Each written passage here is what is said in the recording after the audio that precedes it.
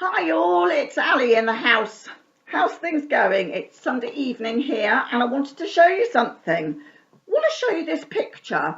Now, this is a picture of the Albersfeed Mill in Santa Rosa. Now, the reason that I had a go at painting this picture, and it's from one of a live stream somebody did called Rosie O'Kelly. If you don't know who she is, go and check her out. She's great. Anyway, I will show you this picture because this is all I had to go on. I wonder if I can, this is as big as it got. That's what I managed to get from the live stream. So, my God, I really liked it. It's a really spooky place and it doesn't really show how spooky it is on this picture. And also, it's very difficult for me to show the colours, but it has got some interesting colours, particularly sort of the greys and there's even some orange in it. Let's see if I can get that picture up. Is that picture any better? You better see a bit more of the orange in that one, I think. And you can see also that there are lots and lots of cars there. Now, in my picture and I also now know that around the perimeter, I believe, is barbed wire. Now, in this picture, of course, that doesn't happen. But, you know, we've got artistic license here, literally. So, this is what I managed to do.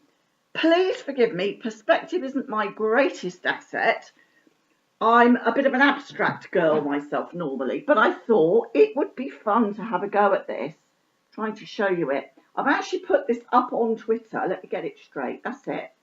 And I was quite pleased. It took some doing, and I had to really think about how much I was going to do because you could have just done car after car. And here you can see this is the barbed wire that I put in at the end because I felt, yeah, you could really see that when Rosie was walking, but you couldn't see it from the angle that I got. And also they had fires up in the back and you could see the haze coming off and into the sky. So it was really, really quite a nice, it was a lovely shot actually, but it was a really nice shot. So I don't know, something made me want to paint this. I thought it was really cool and I'm very pleased with the end result. I'd like to get a print made for Rosie of this, but I don't know whether I'm going to be able to. I mean, it's, you know, it's no Rembrandt, shall we say, but I've thoroughly enjoyed doing it. The other bit of news is I've been trying CBD oil. This is legal, by the way. You can get oils in different ways. I've tried a vape. I can honestly say that I'm not a smoker, but I've taken to vaping quite easily. It doesn't seem to have affected my asthma at all. In fact, if anything, I feel that my lungs are stronger, which is a bit weird, isn't it? Because you'd think that vaping would make it worse. But I'm surprised. As for the oil itself, oh my goodness, what a variety to go through. You can get from the sort of 100% CBD oil that you can vape, right the way through to sort of half and half, which is already mixed for you. I found using the vape a bit odd. Excuse the squeaking, that's the dog playing with a toy. And you have to sort of, on this one, you just sort of press this button, 1, 2, 3, 4, 5. Then it winks itself like that. And you can hear it crackling and you can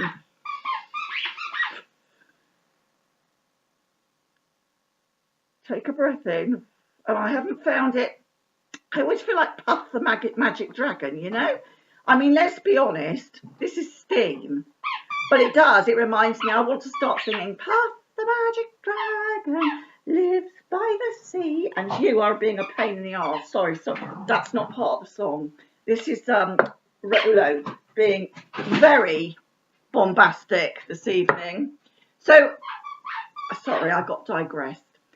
Wanted to show you this. I am having some success. I would say it's a bit like when I take a tramadol tablet.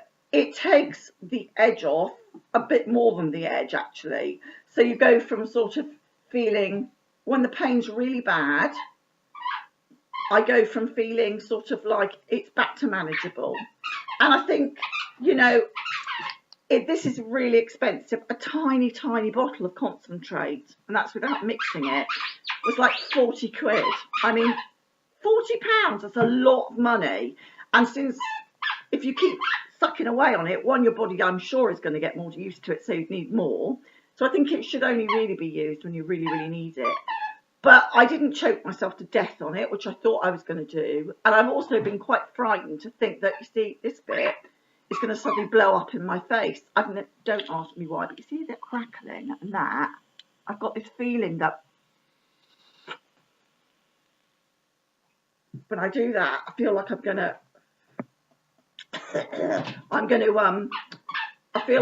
it's going to blow up or something. And I was a bit, iffy about it, I've got to admit, but it has definitely taken the edge off my pain. So what would I say?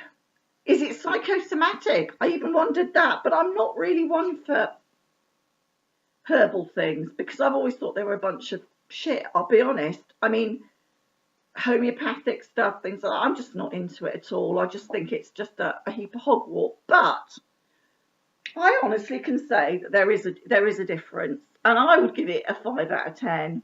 And maybe there are some people that get great relief.